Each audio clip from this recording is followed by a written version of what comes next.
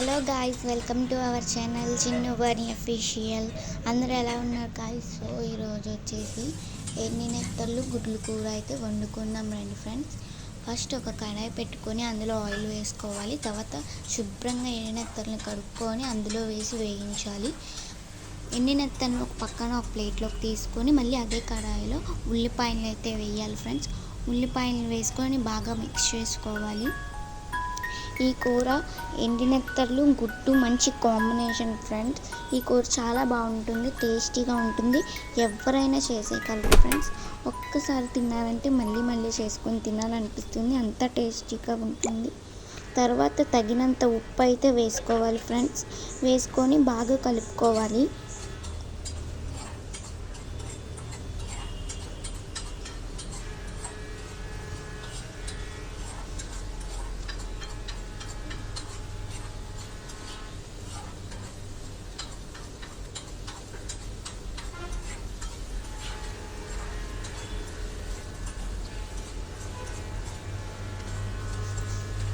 ఇదంతా మనం లో ఫ్లేమ్లోనే చేసుకోవాలి ఫ్రెండ్స్.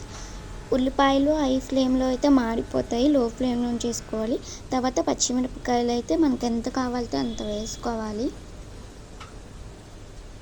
వేసుకున్న తర్వాత అల్లం వెల్లుల్లి పేస్ట్ కూడా వేసుకోవాలి ఫ్రెండ్స్. అది కూడా మనకి ఎంత కావాలితే అంత. అల్లం వెల్లుల్లి పేస్ట్, పచ్చిమిరపకాయ, ఉల్లిపాయ ఇవన్నీ బాగా కలుపుకోవాలి. పచ్చి వాసన పోయేదాకా కలుపుకోవాలి.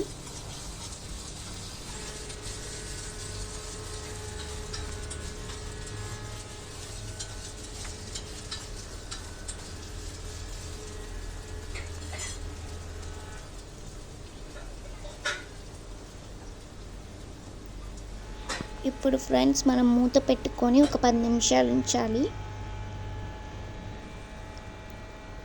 10 నిమిషాల తర్వాత మూత తీసి టమాటా ముక్కలు అయితే వేసుకోవాలి. వేసుకొని బాగా కలుపుకోవాలి ఫ్రెండ్స్.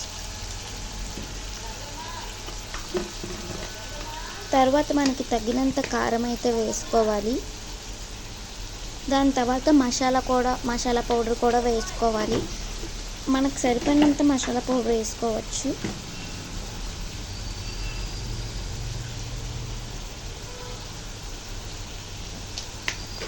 తర్వాత బాగా కలుపుకోవాలి ఫ్రెండ్స్.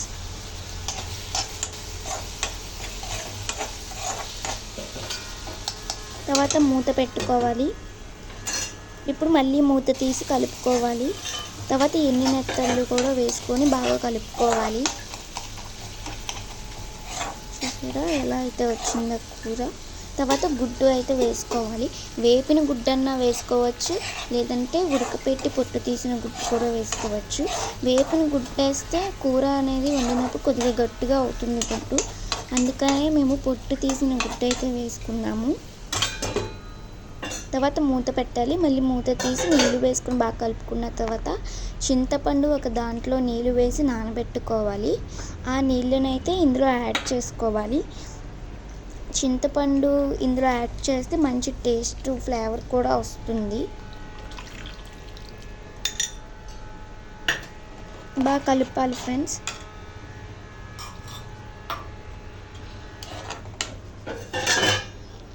తర్వాత మూత పెట్టుకోవాలి. చూసారా మన కూర ఎలా ఉడుకుతుంది. ఇప్పుడు మూత తీసి చూద్దాం. బాగా మంచి వాసన వస్తుంది కూర. ఇది చాలా బాగుంటుంది ఫ్రెండ్స్. అలా అన్నంలో వేసుకొని తినేయచ్చు. తర్వాత ఇప్పుడు కలుపుకుందాము.